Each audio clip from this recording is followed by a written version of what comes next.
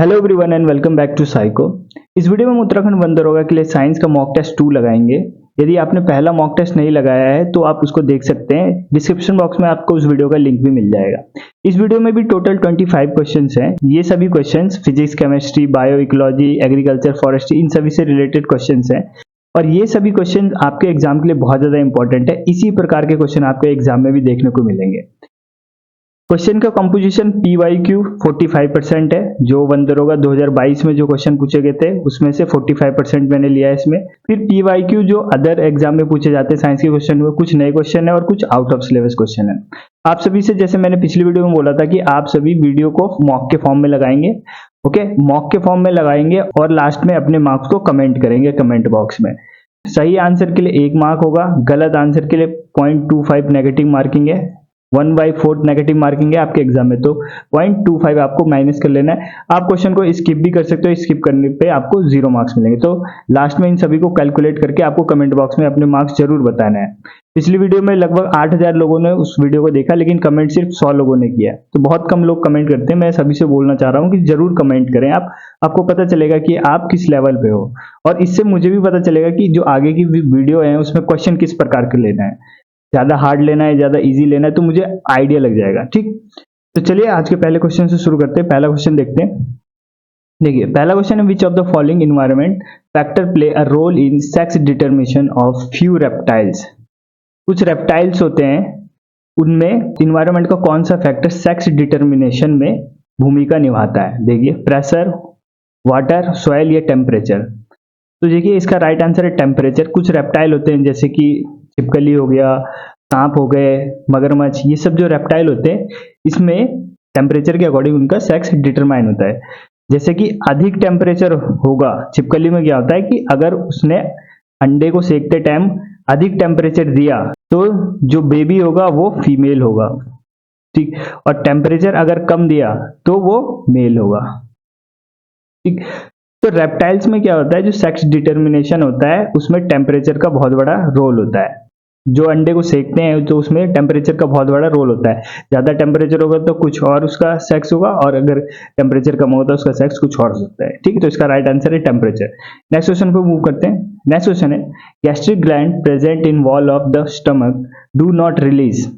Gastric gland जो पेट की दीवारों पे होता है उससे निम्नलिखित में से कौन सा रिलीज नहीं होता है। सलाइवा, पेप्सिन, HCl या म्यूकस।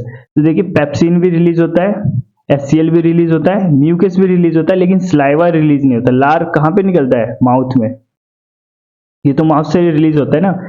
हमसे पूछा गया था कि डू नॉट रिलीज, जो रिलीज नहीं होता तो सलाइवा रिलीज नहीं होता। इसका ऑप्शन नंबर ए राइट हो गया। नेक्स्ट क्वेश्चन देखते हैं। नेक्स्ट क्वेश्चन देखिए, question number 3, select the incorrect statement. गलत हमें बताना है। पहला देखिए, male germ cells are produced by pollen grain. Second, female gametes is present in stigma. Third, fertilization gives us zygote. और फोर्थ है, the fusion of male gametes and female gametes known as fertilization. इसमें हमें बताना है गलत क्या है। तो देखिए फोर्थ है, the fusion of male gametes and female gametes is known as fertilization. तो ये तो बिल्कुल सही है, ये ऑप्शन गलत हो गया, हमें गलत बताना है, तो ये तो सही है। फर्टिलाइजेशन गिव्स अस जाइगोट, तो फर्टिलाइजेशन में एक मेल गैमेट होता है फिर फीमेल गैमेट होता है, ये दोनों मिलते हैं तो क्या बनता है, जाइगोट बनता है। जाइगोट बनता है, तो ये भी सही है, तो ये ऑप्शन भी गलत हो गया। ठीक है, ये स्टेटमेंट सही है, हमें गलत बताना है। सेकंड देखिए, female gametes is present in the stigma. Flower की बात हो रही है कि female gametes is present in the stigma.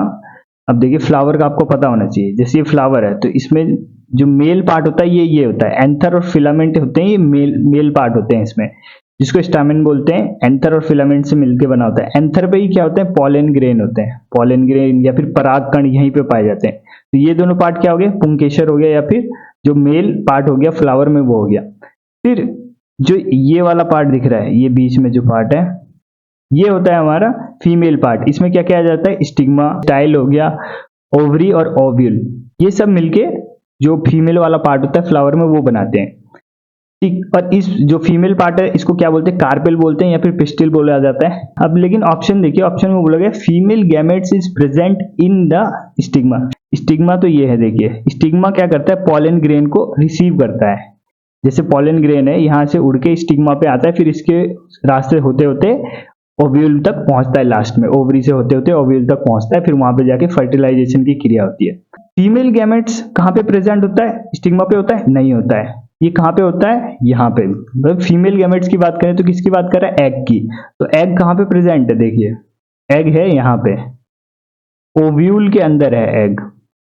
ये जो एग दिख रहा है आपको, ये किसके अंदर है? ओव्यूल के अंदर है। ओव्यूल के अंदर है। तो ये बोला है कि female gametes is present in stigma, तो ये हमारा इनकरेक्ट हो गया। इनकरेक्ट हो गया और हमें इनकरेक्ट ही बताना, तो यही हमारा राइट ऑप्शन हो गया। ठीक। फीमेल गैमेट्स कहाँ पे पाया जाता है फ्लावर में? तो ओव्यूल में पाया जाता है। स्टिग्मा क्या करता है? सिर्फ उस पॉलन ग्रेन को रिसीव करता है। ठीक। नेक्स्ट क्वेश्चन देखते हैं। Next question, we observe geometrical shadow of an opaque object when light is incident on it. This is due to, जब किसी अपारदर्शी वस्तु पर प्रकाश गिरता है तो हम उसका ज्यामितीय छाया देखते हैं। इसका कारण क्या है? देखिए क्वेश्चन कहना चाह रहा है, जैसे ये कोई बॉक्स है, ये बॉक्स है, ठीक। अब यहाँ जैसे लाइट का कोई सोर्स है, ये लाइट इसके ऊपर पड़ता है तो जो इसका शेडो है इसी के शेप का बनता है, मतलब एक जियोमेट्रिकल शेप का बनता है ना। मतलब इस टाइप का नहीं बनता है टेढ़ा मेढ़ा, बिल्कुल इसी के शेप का बनता है, या फिर हम बोल सकते हैं जियोमेट्रिकल शेप का बनता है। तो ये किसकी वजह से होता है? लाइट के किस गुण की वजह से होता है? तो ऑप्शन देखिए, डिफ्रैक्शन ऑफ लाइट, प्रकाश का विवर्तन, dispersion of light by an object, कि लाइट का प्रसार हो जाता है जब उस पे वस्तु पे पड़ता है, या फिर light travelling in a straight line, और लास्ट है रिफ्लेक्शन ऑफ लाइट। अगर लाइट यहाँ से पड़े और वस्तु की जो छाया है, शैडो, वो वस्तु के जियोमेट्रिकल शेप के अकॉर्डिंग बन रही है, तो इसका मतलब कि जो लाइट है वो एक सीधी रेखा में पड़ रही होगी इस पे, है ना। लाइट सीधी रेखा में पड़ती है। अगर लाइट सीधी रेखा में नहीं पड़ती तब जो इसका शैडो होता है वो किसी भी प्रकार से बन सकता था, लेकिन लाइट हमेशा सीधी रेखा में ट्रैवल करती है। ये लाइट का एक गुण होता है कि स्ट्रेट लाइन में ही ट्रैवल करती है लाइट, इसी की वजह से किसी भी वस्तु का जो शैडो होता है वो एक ज्योमेट्रिकल शेप में बनता है। तो इसका ऑप्शन नंबर 3 इसका करेक्ट है। नेक्स्ट क्वेश्चन देखते हैं। नेक्स्ट क्वेश्चन देखिए, fruits and seeds have an high concentration of which of the following plant hormone. नीचे हमें फाइटो हार्मोन्स दिए गए हैं, ऑक्सिन, जिब्रेलिन, साइटोकाइनिन और अब्सिसिक एसिड। ठीक है, जो अब्सिसिक एसिड है ये होता है ग्रोथ इनहिबिटर, यानी कि जो पौधे की ग्रोथ है उसको रोकने का काम करता है ये। और बाकी जो ऊपर के 3 हैं ये होते हैं ग्रोथ रेगुलेटर, यानी ये ग्रोथ को बढ़ावा देते हैं प्लांट में। क्वेश्चन में पूछा गया फ्रूट्स और सीड्स में सबसे ज्यादा मात्रा में क्या होता है? ये फ्रूट्स और जो फल है और बीज में, उसमें ऑक्सिन भी पाया जाता है, जिब्रेलिन भी पाया जाता है, साइटोकाइनिन भी पाया जाता है, तीनों पाए जाते हैं। लेकिन इसने बोला कि सबसे ज्यादा मात्रा में जिसकी कंसेंट्रेशन हाई हो, तो सबसे हाई कंसेंट्रेशन में पाया जाता है साइटोकाइनिन। ठीक, इसका ऑप्शन नंबर 3 करेक्ट हो गया। साइटोकाइनिन सबसे ज्यादा मात्रा में पाया जाता है। पाए तो जाते हैं तीनों, लेकिन सबसे ज्यादा पूछा गया है तो साइटोकाइनिन। अब जो फल पक जाते हैं, जो फल होते हैं वो पक जाते हैं, तो उसमें सबसे ज्यादा मात्रा में पाया जाता है एथिलीन। एथिलीन सबसे ज्यादा मात्रा में तब उसमें पाया जाता है। ओके, नेक्स्ट क्वेश्चन पे मूव करते हैं। नेक्स्ट क्वेश्चन है, which of the following is form by the action of chloride on dry slack lime, कि सूखे चूने पर क्लोरीन के प्रभाव से निम्नलिखित में से क्या बनता है? तो ये आपको पता होना चाहिए। सूखा चूना लेते हैं हम CaOH का होल ट्वाइस, उस पर अगर हम क्लोरीन की क्रिया कराते हैं तो क्या बन जाता है? ब्लीचिंग पाउडर बन जाता है, CaOCl2 बन जाता है। 10th में ये मैंने आपको पढ़ाया हुआ है केमिस्ट्री थ्योरी क्लासेस में। देखिए ये हमने चूना लिया, ठीक है, सूखा चूना, CaOH का होल ट्वाइस प्लस इसमें क्लोरीन मिलाया तो बन जाएगा CaOCl2 प्लस जल देगा इसके साथ। और CaOCl2 को क्या बोलते हैं? ब्लीचिंग पाउडर बोलते हैं, कैल्शियम ऑक्सीक्लोराइड। नेक्स्ट क्वेश्चन देखते हैं। नेक्स्ट क्वेश्चन है, which of the following statement is incorrect, गलत बताना है हमें फिर से। पहला देखिए, the strength of the force of attraction between two particles of matter vary from one kind of matter to another. पदार्थ के कणों के बीच आकर्षण बल की ताकत एक पदार्थ से दूसरे पदार्थ में बदलती है, या पदार्थ के कण के बीच कार्य करने वाला बल उन्हें एक साथ बनाए रखता है, या पदार्थ के कणों के बीच आकर्षण बल की ताकत स्थिर रहती है चाहे वो किसी प्रकार का पदार्थ हो। और फोर्थ है, पदार्थ के कणों के बीच बल कार्य करता है। देखिए मैटर वाला चैप्टर 9th क्लास में, देखिए मैटर जैसे कि 3 प्रकार के मैटर की अवस्थाएं होती है, ठोस, सॉलिड, लिक्विड और गैस होता है। ठीक, अब इसमें पार्टिकल्स होते हैं, जो पदार्थ होते हैं वो पार्टिकल से मिलकर बने होते हैं, कणों से मिलकर बने होते हैं। अब उन कणों में क्या होता है? अट्रैक्शन फोर्स होता है, कणों के बीच अट्रैक्शन फोर्स पाया जाता है। तो जो ऑप्शन नंबर 4 है कि the particles matter have force acting between them, ये तो बिल्कुल सही है, हमें इनकरेक्ट बताना है तो ये कट जाएगा। ओके, अब हमने ये भी पढ़ा है कि जो सॉलिड होता है उसमें जो पार्टिकल्स होते हैं पास पास होते हैं। पास पास क्यों होते हैं? क्योंकि उनके बीच जो अट्रैक्शन फोर्स होता है वो बहुत अधिक होता है, इसी वजह से वो पास पास होते हैं। ओके, और वही लिक्विड की बात करें तो उसमें क्या होता है, पार्टिकल्स होते हैं दूर दूर होते हैं, उनमें अट्रैक्शन फोर्स कम होता है। गैस में इसी प्रकार, गैस में क्या होता है, पार्टिकल्स बहुत दूर दूर होते हैं, उनमें अट्रैक्शन फोर्स बहुत कम होता है, ना के बराबर होता है। ओके, तो जो अट्रैक्शन फोर्स है वो वेरी करता है कि पदार्थ कौन सा है, उसकी अवस्था कौन सी, सॉलिड में अलग होगा, गैस में अलग होगा। तो देखिए पहला जो है, the strength of the force of attraction between the particles of matter vary from one kind of matter to another. तो ये बिल्कुल सही है ना, ये सही स्टेटमेंट, लेकिन हमें गलत बताना है, ये भी कट हो गया। अब देखिए, the force acting between the particles of matter keep them together. अभी जैसे मैंने बताया कि उनके बीच में जो आकर्षण बल होता है यही उनको बनाए रखता है, मतलब स्थिर बनाए रखता है, तो ये भी गलत हो गया। फिर थर्ड बचा, तो ये हमारा राइट आंसर होगा। पढ़ लेते हैं इसमें क्या है, the strength of the force of attraction between the particles of matter is constant. ये बोल रहा है कि जो फोर्स ऑफ अट्रैक्शन है, जो आकर्षण बल है दो पार्टिकल्स के बीच में, वो कांस्टेंट रहेगा, चाहे वो पदार्थ कोई भी हो, चाहे वो सॉलिड हो, गैस हो, लिक्विड हो। तो ऐसा नहीं होता है, सॉलिड में ज्यादा होता है, लिक्विड में उससे कम होता है, और गैस में बहुत कम होता है। ये हमारा रॉन्ग स्टेटमेंट हो गया। ठीक, नेक्स्ट क्वेश्चन में मूव करते हैं। नेक्स्ट क्वेश्चन है, which of the following electrolytes is used in the electrolytic refining of copper. Copper का जब हम इलेक्ट्रोलाइटिक रिफाइनिंग करते हैं तो उसमें इलेक्ट्रोलाइट्स कौन सा यूज करते हैं? देखिए, ये इलेक्ट्रोलाइसिस प्रोसेस है कॉपर का। इसमें क्या करते हैं, दो हम रॉड बनाते हैं, एक एनोड और एक कैथोड। एनोड में क्या रखते हैं हम, इम्प्योर कॉपर रखते हैं, जिसको हमें शुद्ध करना है उसको हम एनोड बनाते हैं, और एनोड हमेशा प्लस वाले साइन से जुड़ा होता है, तो पॉजिटिव, बैटरी के पॉजिटिव साइड से जुड़ा होता है। कैथोड हमेशा नेगेटिव साइड से जुड़ा होता है। कैथोड हम प्योर कॉपर का लेते हैं, एनोड हम इम्प्योर कॉपर का लेते हैं। ये भी याद रखना है, पूछा जाता है कि एनोड हम किसका बनाते हैं, तो इम्प्योर कॉपर का बनाते हैं। जो भी, जिसको भी हमको रिफाइन करना है उसको हम एनोड बना देंगे, और प्योर वाली चीज को हम कैथोड बना देंगे। ठीक, ये बनाया। फिर जो ये लिक्विड दिख रहा है इसको बोलते हैं इलेक्ट्रोलाइसिस सॉल्यूशन बोलते हैं। तो इसमें हम कौन सा इलेक्ट्रोलाइसिस सॉल्यूशन डालते हैं, तो CuSO4 कॉपर सल्फेट डालते हैं। CuSO4 का इलेक्ट्रोलाइसिस सॉल्यूशन डालते हैं। फिर जब बैटरी से इसको हम जोड़ते हैं तो क्या होता है, जो इम्प्योर वाला एनोड जो होता है, एनोड धीरे धीरे पिघलने लग जाता है, अशुद्धियां नीचे जमा हो जाती है, और जो शुद्ध कॉपर है वो कैथोड पे जमा होने लग जाता है। इस प्रकार हमें शुद्ध कॉपर प्राप्त हो जाता है, तो इसको बोलते हैं इलेक्ट्रोलाइसिस। ओके, तो हमसे पूछा गया था कौन सा इलेक्ट्रोलाइट यूज करते हैं, तो कॉपर सल्फेट यूज करते हैं, CuSO4। ओके, नेक्स्ट क्वेश्चन देखिए, the resistance of 10 metre long copper wire is R ohm. What will the resistance of 5 metre long copper wire. कि 10 मीटर लंबे कॉपर की एक तार है, उसका जो प्रतिरोध है वो R ओम है। तो 5 मीटर लंबी तांबे की तार, उसका प्रतिरोध क्या होगा? तो प्रतिरोध निकालने का फॉर्मूला ये होता है, R is equal to rho L by A. यहाँ पे L क्या है, लंबाई है, जो भी पदार्थ का हमें रेजिस्टेंस निकालना है। A हो गया उसका क्षेत्रफल, अगर हम तार लेंगे उसको 20 से काट देंगे तो इसका जो क्षेत्रफल निकलेगा, तो इस तार का क्षेत्रफल है ये A। और रो होता है यहाँ पे रेजिस्टिविटी या फिर प्रतिरोधकता। ठीक है, तो इस क्वेश्चन को सॉल्व कर लेते हैं। पहले उसने बोला कि जो तार की लंबाई वो 10 मीटर है, A को ऐसे रहने देते हैं, 10 मीटर है उसकी लंबाई, तो उसका रेजिस्टेंस R है। ठीक, तो वो पूछ रहा है कि अगर इसकी लंबाई 5 हो जाए तब इसका रेजिस्टेंस कितना होगा। तो मान लेता हूँ x होगा। अब दोनों समीकरण को भाग देते हैं। अब देखिए, रो यहाँ पे भी रो है, यहाँ पे भी रो। क्यों है रो? क्योंकि दोनों जो तार है वो कॉपर की है। अगर एक एल्युमिनियम का होता और एक कॉपर का होता तो इन दोनों की वैल्यू अलग हो जाती है, लेकिन दोनों की प्रतिरोधकता सेम होगी। क्यों? क्योंकि दोनों जो वायर है उसका मटेरियल सेम है, कॉपर का बना है, इसलिए रो से रो कट गया। अब एरिया भी दोनों का सेम है, क्योंकि सेम ही तार है वो, इसलिए एरिया भी दोनों का सेम होगा। ए से ए कट गया, 5 से कितनी बार में जाएगा, 2 बार, यानी R अपॉन एक्स आ गया 2, x की वैल्यू आ गई R/2, R/2 या फिर बोल सकते हैं 0.5 R। ठीक, 0.5 R यानी R का आधा हो जाएगा। तो यह है ऑप्शन नंबर फर्स्ट में। वैसे इसको ओरली भी कर सकते थे, क्योंकि हमने देख लिया था क्वेश्चन में कि ये कॉपर है और ये भी कॉपर है, दोनों जो मटेरियल है दोनों वायर का सेम है। तो अगर हम इसकी लंबाई को आधा कर रहे हैं, ये देखिए लंबाई को हमने आधा कर दिया, तो इसका रेजिस्टेंस भी क्या हो जाएगा, आधा हो जाएगा। डायरेक्ट ओरली हो सकता था ये। नेक्स्ट क्वेश्चन देखते हैं। नेक्स्ट क्वेश्चन है, which biotic component of tree ecosystem is present in greatest number. कि एक पेड़ वाला पारिस्थितिक तंत्र है, उसमें सबसे ज्यादा नंबर में कौन सा घटक पाया जाएगा। देखिए जो पेड़ का जो इकोसिस्टम होता है उसका अगर हम नंबर वाला पिरामिड निकाले तो उसमें हमेशा उल्टा पिरामिड बनता है, नंबर का पिरामिड। अगर पेड़ की बात करें, ट्री में, ये मैंने आपको पढ़ाया है रिसेंटली।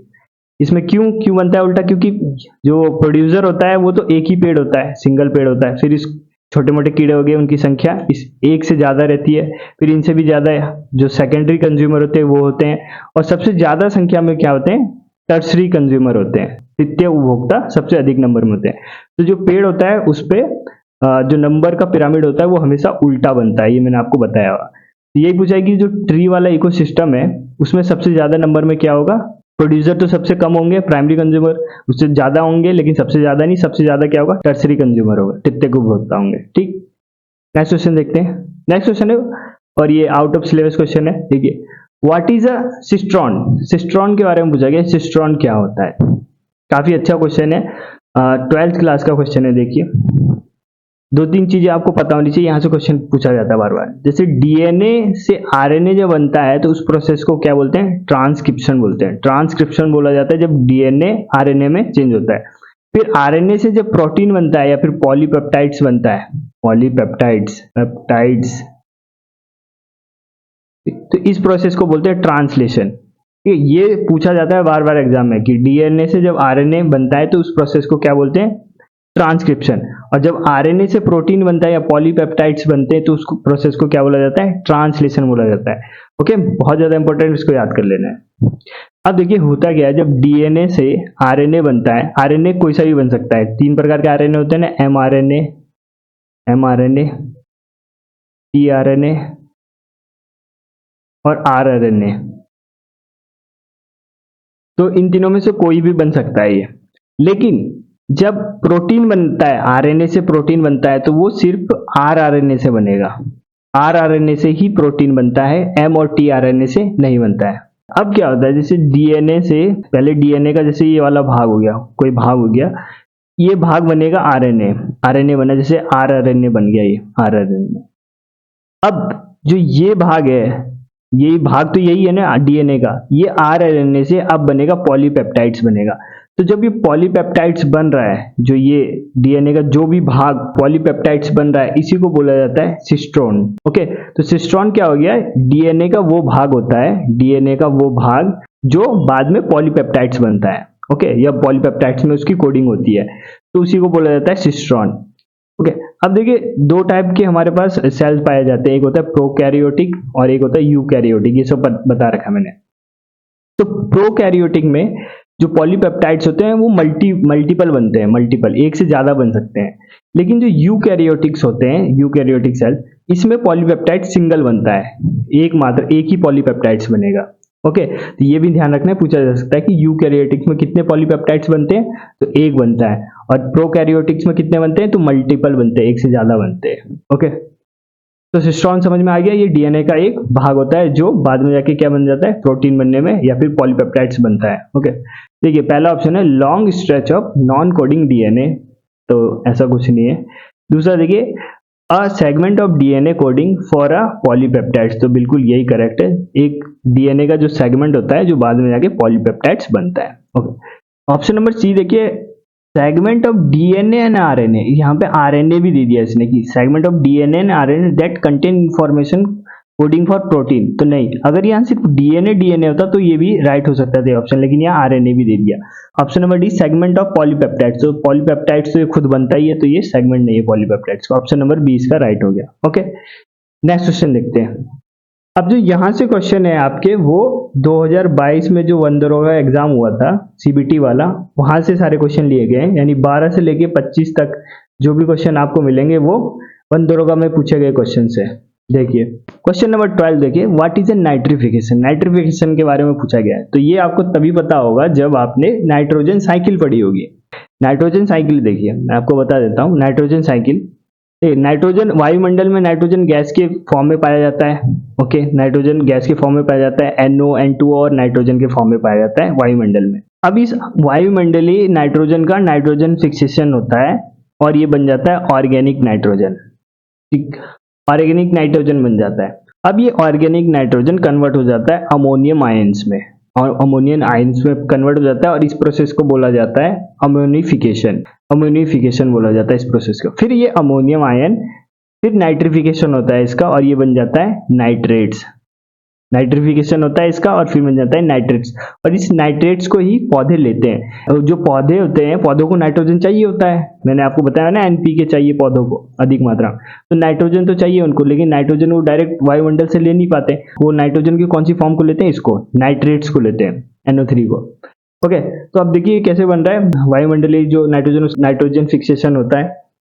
बहुत सारे घटक होते हैं नाइट्रोजन फिक्सेशन करते हैं, जिससे ऑर्गेनिक नाइट्रोजन बन जाता है। ऑर्गेनिक नाइट्रोजन का फिर अमोनिफिकेशन होता है, तो ये अमोनियम बन जाता है, NH4+ आयन में बन जाता है। फिर इस अमोनिफिकेशन आयन का नाइट्रिफिकेशन होता है, यहाँ पे जाके नाइट्रिफिकेशन होता है इसका, और ये नाइट्रेट्स बन जाता है।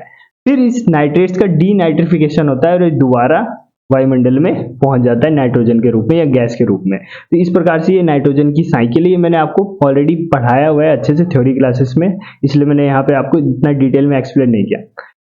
हमसे क्वेश्चन में पूछा गया था नाइट्रिफिकेशन, तो देखिए conversion of nitrates to nitrogen, nitrates को नाइट्रोजन में जो कन्वर्ट कर रहे हैं उसको क्या बोल रहे हैं, डीनाइट्रिफिकेशन बोल रहे थे। देखा ना आपने, यहाँ पे नाइट्रेट्स जब चेंज हो रहा है नाइट्रोजन में तो उसको डीनाइट्रिफिकेशन बोल रहे हैं।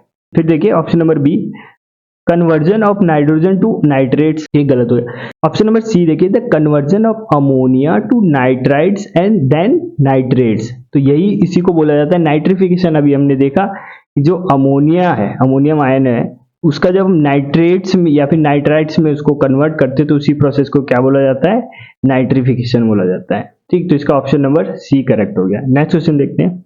नेक्स्ट क्वेश्चन है, what is the movement founded and led by environmental activist Panduranga Hegde.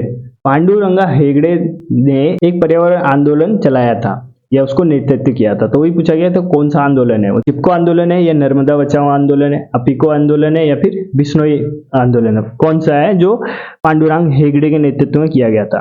तो पांडुरंग हेगड़े के नेतृत्व में अपिको आंदोलन को किया गया था, अपिको आंदोलन। अपिको आंदोलन 1983 में कर्नाटक में पांडुरंग हेगड़े के नेतृत्व में किया गया था। अपिको का मतलब ही होता है टू हग, गले लगाना। जैसे चिपको आंदोलन है ना, चिपक गए थे पेड़ से, उसी प्रकार अपिको आंदोलन है, तो इसकी कॉपी पेस्ट है ये अपिको आंदोलन चिपको की।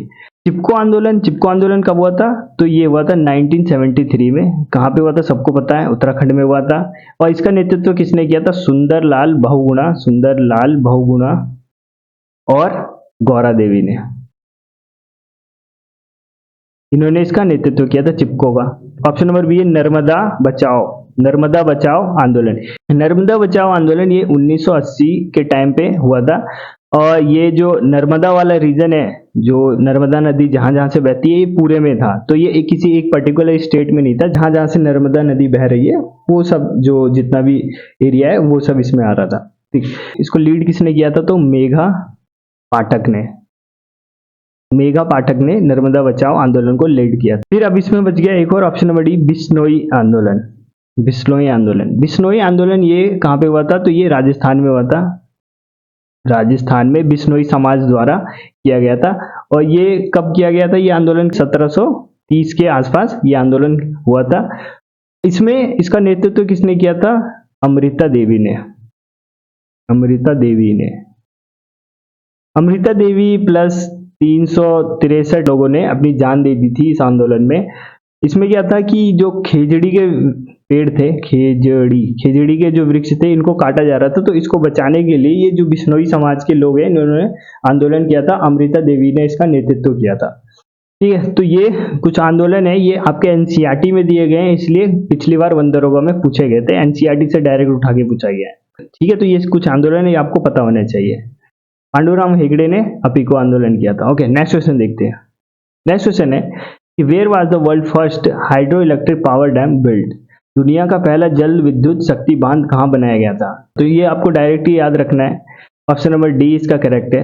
विस्कॉन्सिन यूनाइटेड स्टेट में दुनिया का पहला हाइड्रो इलेक्ट्रिक पावर डैम बनाया गया था। ठीक, नेक्स्ट क्वेश्चन देखते हैं। Which one of the following is the Ramsar wetland of international importance located in Bhopal Madhya Pradesh. देखिए इस टाइप के क्वेश्चन पूछेंगे हम दरोगा में। तो इस बार तो आपके सिलेबस में दिया भी गया है वेटलैंड, तो पूछा जा सकता है वेटलैंड, आपको याद होने चाहिए। देखिए कि भोपाल, मध्य प्रदेश के भोपाल में कौन सा वेटलैंड है? वेल्लोर बर्ड सेंचुरी, ये तमिलनाडु में है। उत्तिरा मेरूर वेटलैंड, ये भी तमिलनाडु में है। भोज वेटलैंड, ये है हमारा मध्य प्रदेश के भोपाल में। उद्यमर्थंदापुरम वेटलैंड, ये कहाँ है? ये भी हमारा तमिलनाडु में है, तमिलनाडु। बाकी जो इसके ऑप्शन है ये सब तमिलनाडु में, सिर्फ भोज वेटलैंड ये कहाँ पे? भोपाल मध्य प्रदेश में। नेक्स्ट क्वेश्चन देखते हैं। What is the ocimum sanctum that hold cultural and sacred value in India? Ocimum sanctum पूछा गया है कि ये क्या है जिसका भारत में सांस्कृतिक और धार्मिक महत्व है। तो देखिए इसको ऐसे भी कर सकते थे, अगर इसने जो ये लाइन दे दिया कि कल्चरल और सैक्रेड पवित्र चीज है, जो पवित्र चीज इनमें से क्या है? तुलसी है। तो तुलसी का ये साइंटिफिक नेम दे रखा है, साइंटिफिक नेम आपके सिलेबस में दिया गया है, साइंटिफिक नेम से भी आपके क्वेश्चन बनेंगे एग्जाम में। ऑसिमम सैक्टम तुलसी का नाम है। खेजड़ी, जैसे अभी आया खेजड़ी, देखिए यहाँ पे खेजड़ी दे दिया, क्यों? क्योंकि खेजड़ी का जिक्र है इसलिए यहाँ पे खेजड़ी दिया गया है। खेजड़ी को बोला जाता है prosopis cineraria, prosopis cineraria, prosopis cineraria खिचड़ी को बोला जाता है। पीपल, पीपल को क्या बोला जाता है? फाइकस रिलियोजियोसा, फाइकस रिलियोजियोसा पीपल को बोला जाता है। फिर बरगद के पेड़ को क्या बोला जाता है? साइंटिफिक नेम क्या है इसका? फाइकस, फाइकस बैंगलेंसिस, बैंगलेंसिस, फाइकस बैंगलेंसिस बरगद का साइंटिफिक नेम है। ठीक, तो साइंटिफिक नेम पे भी आपकी पकड़ होनी चाहिए, पूछ सकता है एग्जाम में। ओके, नेक्स्ट क्वेश्चन देखते हैं। नेक्स्ट क्वेश्चन है which of the following cell organelles contain 70S ribosome. तो जो इससे पहला प्रैक्टिस सेट आया, प्रैक्टिस सेट 1, उसमें भी एक सेम क्वेश्चन है, लेकिन बस यहाँ पे 70S राइबोसोम, मतलब इसकी जो लैंग्वेज है वो चेंज कर दिया गया क्वेश्चन को, लेकिन क्वेश्चन सेम है।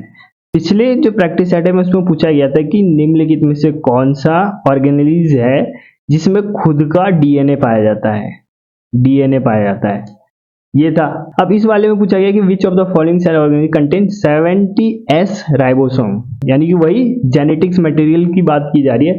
तो खुद का जेनेटिक मटेरियल किस किस के पास होता है? पिछले वीडियो में बताया, एक तो माइटोकॉन्ड्रिया के पास होता है और दूसरा क्लोरोप्लास्ट, क्लोरोप्लास्ट के पास होता है। ठीक, क्वेश्चन को कैसे भी घुमा के पूछा जा सकता है। नेक्स्ट क्वेश्चन देखिए, विच of the following is not an example of sedimentary type of nutrient cycle. बहुत सारे न्यूट्रिशन साइकिल है आपके सिलेबस में, तो पूछा गया सेडिमेंट्री टाइप का नहीं है। जो सेडिमेंट्री टाइप का मतलब कि जिसमें जो न्यूट्रिएंट है, जैसे आयरन है, वो मिट्टी में, मतलब ऐसे बोल सकते हैं आम भाषा में कि जो जमीन से जुड़े होते हैं। आयरन क्या है? जमीन में पाया जाता है, मिट्टी में पाया जाता है। कैल्शियम, कैल्शियम भी जमीन में ही होता है, पत्थरों में पाया जाता है।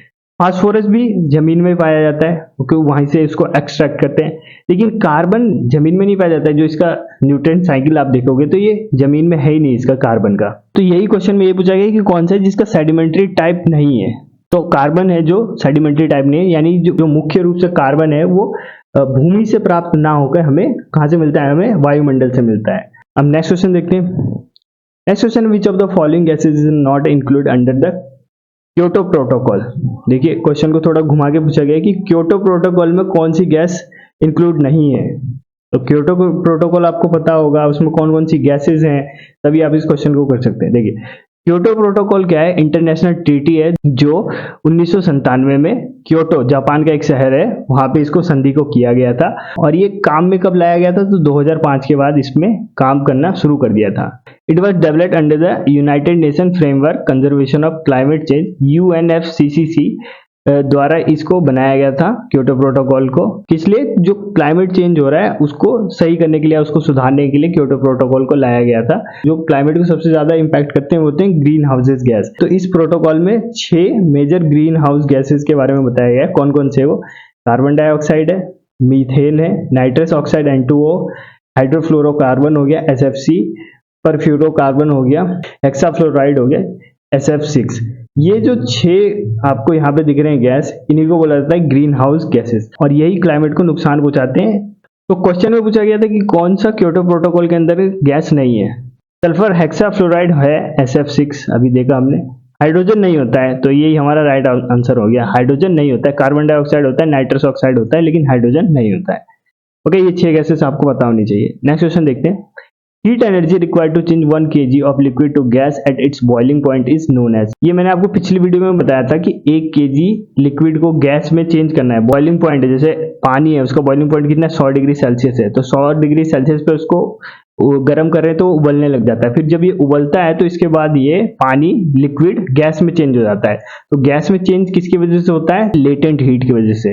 वो भी कौन सा, लेटेंट हीट ऑफ वेपराइजेशन, वाष्पीकरण की गुप्त ऊष्मा की वजह से ये गैस में परिवर्तित हो जाता है। ओके, नेक्स्ट क्वेश्चन देखिए। What is the expansion of ICZN। ICZN का फुल फॉर्म पूछा गया है। तो ICZN का फुल फॉर्म होता है international code of zoological nomenclature.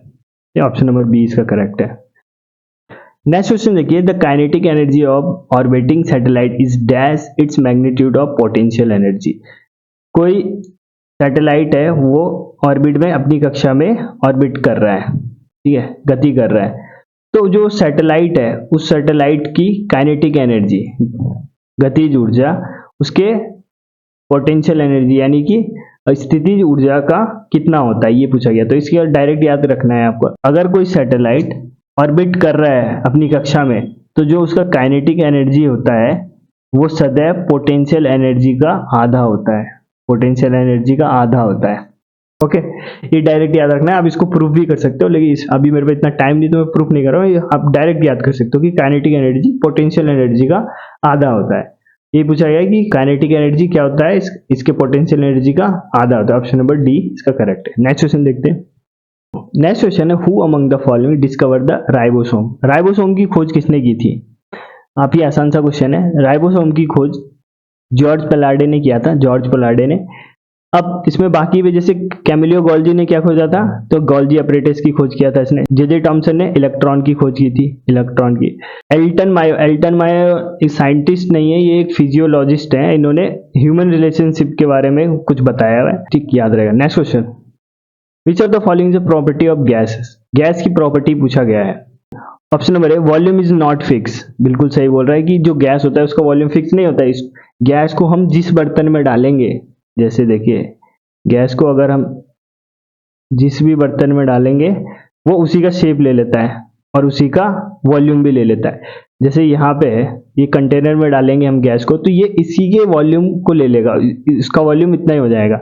अगर हम इस सर्कुलर वाले उसमें डालेंगे तो इसका जो गैस का वॉल्यूम होगा इस सर्कुलर वाले का हो जाएगा।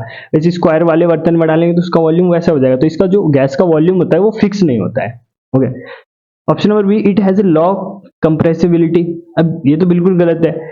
जो गैस होता है उसकी कंप्रेसिबिलिटी अधिक होती है, यानी उसको जो दबा सकते हैं। जैसे एलपीजी का सिलेंडर होता है, एलपीजी में देखिए इतने छोटे सिलेंडर में कितनी अधिक मात्रा में गैस भरी होती है, यानी इसकी जो संपीड़न क्षमता होती है बहुत अधिक होती है। ओके, दूसरा हाई डेंसिटी, इसकी डेंसिटी लो होती है, डेंसिटी कम होती है। क्यों डेंसिटी कम होती है, क्योंकि जो इसके पार्टिकल्स होते हैं दूर दूर होते हैं, इसलिए इसकी जो डेंसिटी होती है वो लो होती है, हाई नहीं होती है। फिर pressure is not same as all direction, तो ये भी गलत है। हर डायरेक्शन से बराबर प्रेशर लगता है, हर डायरेक्शन से गैस द्वारा बराबर प्रेशर लगाया जाता है, तो ये भी गलत हो गया। ऑप्शन नंबर ए करेक्ट है, इसका वॉल्यूम फिक्स नहीं होता है। नेक्स्ट क्वेश्चन देखिए, और आज का लास्ट क्वेश्चन है, where is the only concentrated lagoon population of Irrawaddy dolphin found in India. Irrawaddy dolphin एकमात्र लेक में पाया जाता है, वो है चिल्का लेक। चिल्का लेक में पाए जाते हैं इरावाडी डॉल्फिन। और जो मीठे पानी की डॉल्फिन होती है वो गंगा नदी में मिल जाएंगे आपको, ब्रह्मपुत्र में मिल जाएंगे, ब्रह्मपुत्र नदी, इनमें मीठे पानी वाली डॉल्फिन पाई जाती है। और जो इरावाडी डॉल्फिन होती है, ये वाली इरावाडी डॉल्फिन, ये चिल्का लेक में पाई जाती है। पूरे भारत देश में सिर्फ यहीं पे पाई जाती है, चिल्का लेक में। तो थैंक यू एवरीवन। अगर आपने इस वीडियो से कुछ सीखा तो इस वीडियो को लाइक करें। कमेंट बॉक्स में आप जरूर बताएं कि आपके कितने क्वेश्चन सही हुए हैं। आप अपने मार्क्स को कमेंट बॉक्स में जरूर कमेंट करें। मिलते हैं नेक्स्ट वीडियो में। जय हिंद।